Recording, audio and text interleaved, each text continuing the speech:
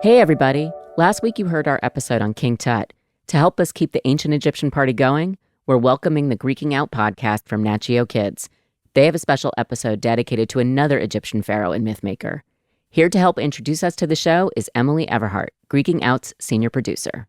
Hey. Hey, Emily. So our listeners may not know about Greeking Out. Can you tell me a little bit more about your show? Absolutely. Greeking Out is a podcast for kids about Greek mythology. So it's Greek mythology, but how do we get from Greek mythology to ancient Egypt?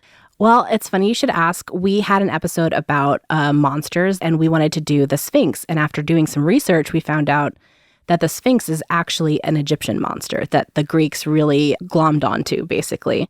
And after that, we kind of moved on to other myths from other countries and continents. And it makes a lot of sense there'd be cross-pollination. For sure. They really are right across the street from each other. Yeah. So could you tell us a little bit about this episode you have planned for Tut?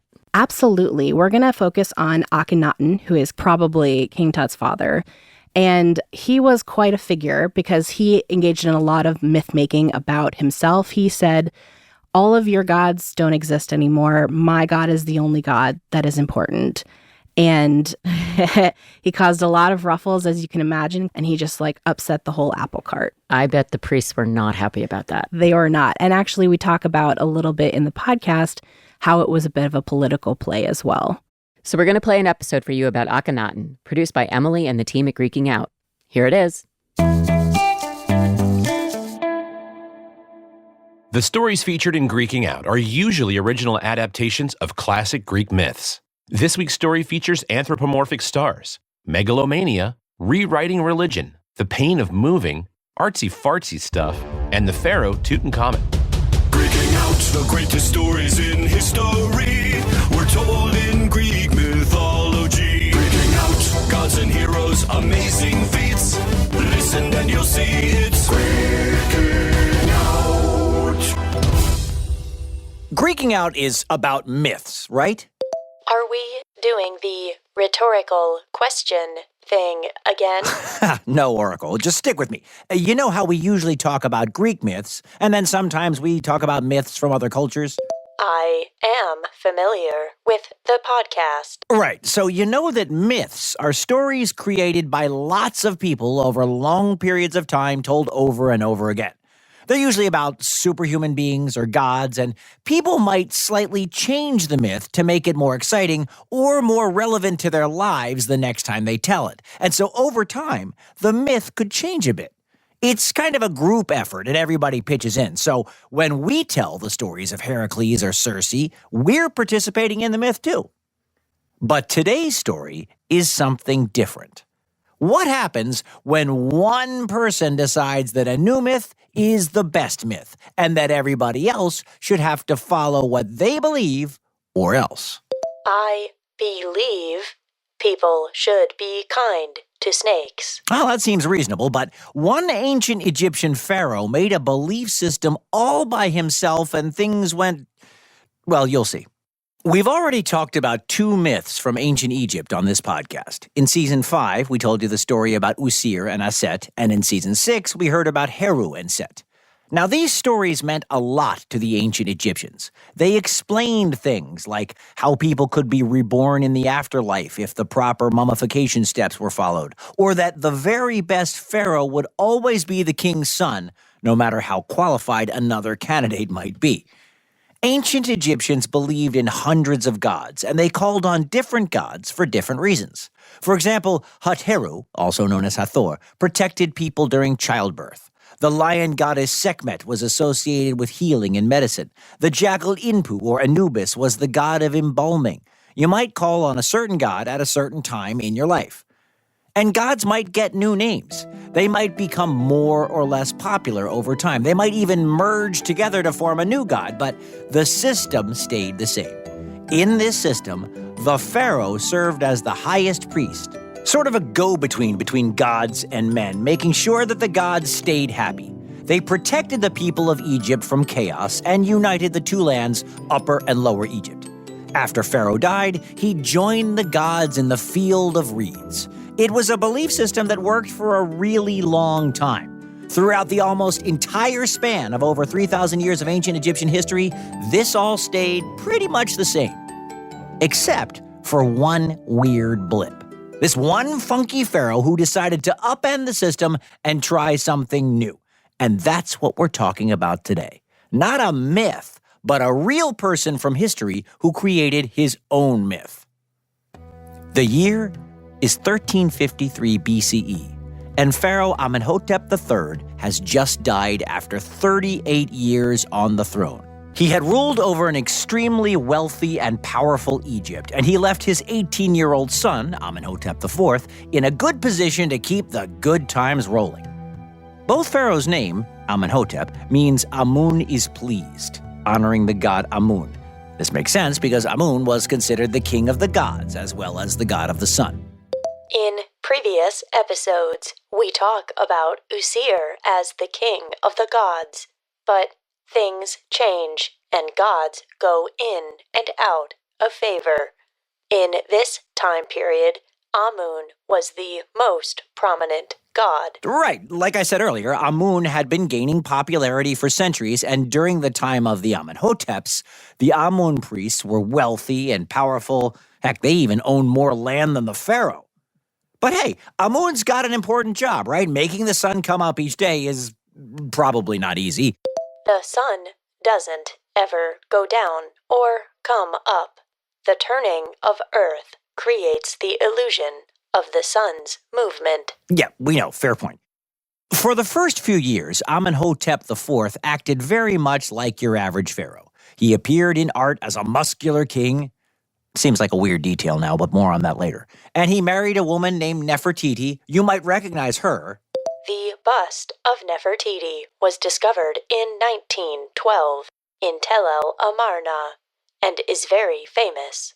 It is currently in a museum in Berlin. He also added monuments at the local temple dedicated to Amun, and he participated in important ceremonies to ensure that the gods remained happy. You know, the usual pharaoh stuff.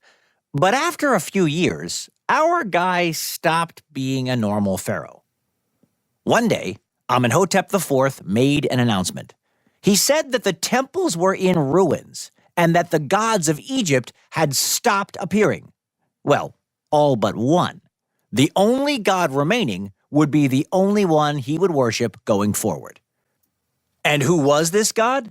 Well, not Amun, but a minor deity named Aten.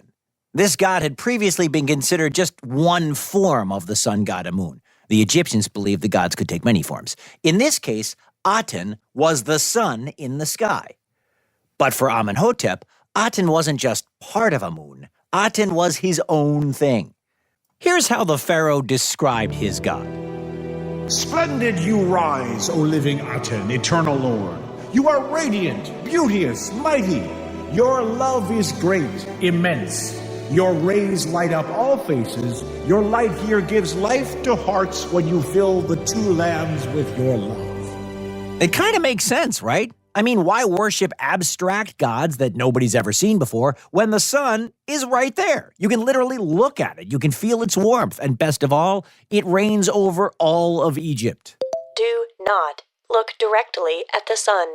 Your eyes can become damaged from only a couple seconds of sun gazing. Right. Important safety tip. Thank you, Oracle. Anyway, no more Usir or Aset or Heru or Set in Egypt. Forget those guys. They aren't effective anymore. They aren't necessary. And if they aren't doing any work and aren't needed, Amenhotep wouldn't be sending any more money to the temples dedicated to those gods. And this is huge. Ancient religions incorporated many gods into their belief system. Like, think of the Greeks who worship Zeus, Hera, Athena, and all the rest. For thousands of years of human history across lots of cultures, worshiping many gods was the way to go. Why? Well, it probably helped ancient people understand why the world could be so wonderful and so scary at the same time. Like, honey is incredible, but hurricanes?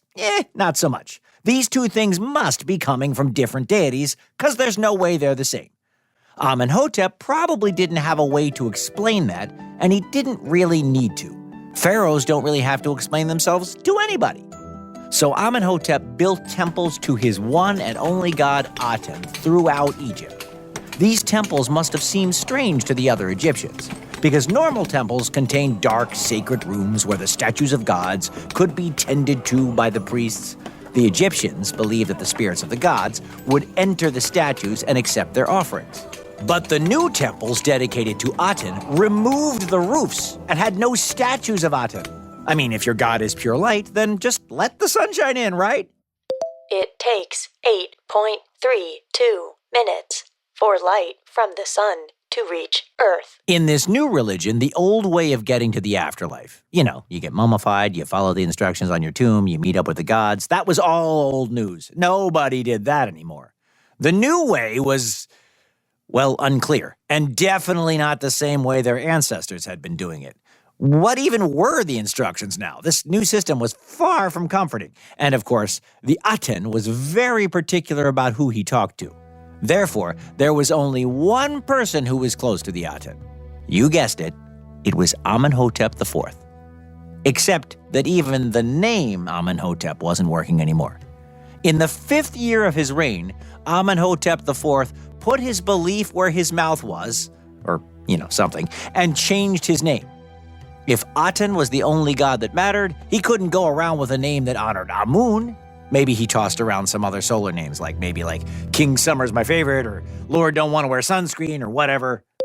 Ultraviolet light from the sun can damage your DNA, create painful sunburns, and even lead to cancer. Sunscreen protects the wearer from these negative impacts. Right. Of course, I was just kidding, Oracle. I'm always SPF 100. Anyway, Amenhotep renamed himself Akhenaten. It means Aten is satisfied, or one who is useful for the Aten. And he gave his wife a new name too, Neferuaten Nefertiti, meaning beautiful is the beauty of Aten. The beautiful one has come. Now you gotta wonder how everybody else was reacting to this. We can only imagine how the elites nervously whispered to each other about their odd ruler. The king was supposed to serve all gods. That was his job. What about Ma'at, the right and proper way of doing things? Are we in danger here? Sorry to say, but Akhenaten was just getting started. But before he gets going, let's stop for an ad break. You guys ready for a break? I'm ready for a break. Where's my sunscreen? Okay, we're back. So, Akhenaten's got a new religious system, one god instead of many, a cool new name, and he's refusing to send any money to fund the temples of the gods he doesn't care about anymore. And I can't stress enough how much people didn't like this. Just picture the priests of all the other gods who suddenly no longer had jobs. So, the gods we've worshipped for thousands of years are just meaningless? What about all the statues our ancestors made? What about the ceremonies and offerings we've done for our loved ones? Do they not count anymore? What about our jobs? Akhenaten didn't want to deal with their whining, so he prepared to leave the capital city of Thebes, modern-day Luxor. Thebes was the city of Amun, and other cities also had resident deities, just like Athens had Athena. Memphis was the city of the god Ptah, Heliopolis the city of Ra, and so on and so on. So Akhenaten decided to build a city somewhere new, somewhere untouched by any other god, somewhere, honestly, kind of bad. Akhenaten chose a chunk of desert above the east bank of the Nile River that had never been built upon before to construct his new city. And it turns out there was a reason it had never been built upon before. This dry plain didn't have easy access to the Nile, so workers had to haul up water every day in order to make life work. He named the city Akhenaten, or Horizon of the Aten. You getting a theme here? Today it's known by its modern name, Tel El Amarna, or just Amarna, which is what gives this time period its name in history. Now we're going to call the city Amarna in this episode because Akhenaten and Akhenaten, that can get kind of confusing. We all know what a huge pain it is to move all of your stuff, right? The packing, the unpacking. Well, elite members of Egyptian society had to move with their king or lose their spot. No more hobnobbing with royalty if they live out in the desert and you don't. But the city at Amarna didn't even exist yet. These people likely had to live in tents out in the desert until their homes could be built. Although that was probably considered roughing it for the wealthiest Egyptians, this whole process was probably hardest on the common people, not the priests or the elites. The workers who built the city of Amarna really suffered. In just a few short years, the workers built an 8-by-3-mile city with a royal palace and an Aten temple over half a mile long with enough space for over 1,700 offering tables open to the sun. Archaeologists have studied the cemeteries surrounding the city where the workers were buried, and they've learned that those people died younger than in other parts of Egypt and often had spine damage and signs of malnutrition. Constructing a brand new city at a breakneck pace had an enormous cost. But Akhenaten would never tell you that. In his royal art, he displayed a perfect picture of harmony, wealth, and peace. And speaking of art, we have to tell you, his royal art was weird. Art is subjective, meaning everyone gets to have their own opinion about it. Okay, let's just say then, weird compared to other ancient Egyptian art. To support his new religion, Akhenaten and his artists created a new style that would shock the people around him. First, the god Aten. Now, gods were usually depicted as humans, animals, or human-animal combos, like the god Heru, who is often shown as a man with a falcon's head. These figures were probably easier for people to relate to. But you know Akhenaten by now, and you know he's not going to do things the usual way. If Aten was just the sun, then in the art, the god would just be a disc. Picture the most basic drawing you could make of the sun, like a circle with a little rays of light. Yeah, that's what Akhenaten did too. Except some of the rays of light, the beams that reached down to touch the royal family, had little tiny hands. Okay, that is weird. I know, right? See, I told you. And the hands held little Ankh symbols, which meant life. Basically, through this art, Akhenaten was saying that the god Aten blessed the royal family, and only the royal family, with life. Even though everybody might be able to see and feel the sun, Akhenaten and his family were the only ones who could really get the sun. And the artistic revolution didn't stop there. Like Egypt's religion, Egypt's art style had remained pretty much the same for about 1,000 years. Reality wasn't really the point. Pharaohs were always shown youthful and super buff, no matter what they actually looked like. The art told the people of Egypt and beyond that the pharaoh was strong, powerful, and good at his job. Well, our guy Akhenaten went for something a little different. He instructed his artists to depict him and his family with elongated faces, necks, and heads. Their arms and hands were long and spindly. Their hips and thighs were big and round, and they all had pouchy tummies. The artists messed around with traditional compositions, instead showing the royals' families' flowy, curvy bodies in more naturalistic and relaxed poses. Even stranger, the art often showed Akhenaten and his family doing, well, family stuff. In many scenes, Akhenaten and Nefertiti sit facing each other, cuddling and playing with their daughters. In one relief, a daughter climbs up Nefertiti's shoulder and touches her mom's cheek like she's trying to get her attention. Now, these may be sweet family scenes, but they were not the type of thing that Egyptian rulers would normally show in royal art. Pharaohs go to war, smite their enemies, and hang out with gods. If they ever played the ancient Egyptian version of Tea Party with their kids, they definitely didn't put it in their official royal art. So what's going on here? Well, the sculptors certainly weren't trying to make fun of the royal family by depicting them with elongated heads and bodies.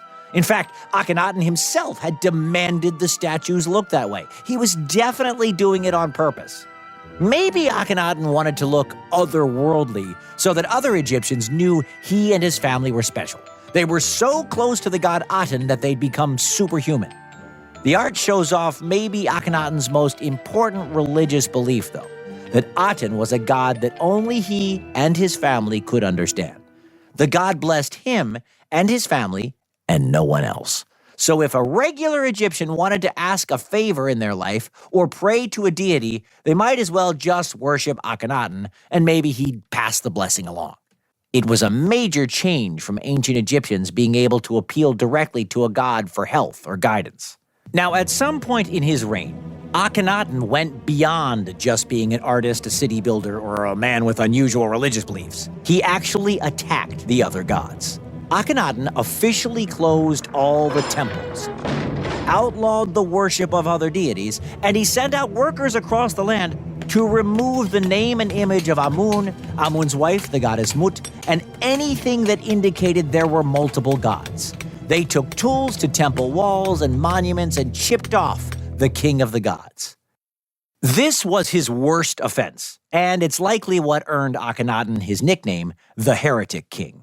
A heretic is someone who goes against established religious beliefs. Again, I can't stress enough how unpopular all of these changes were.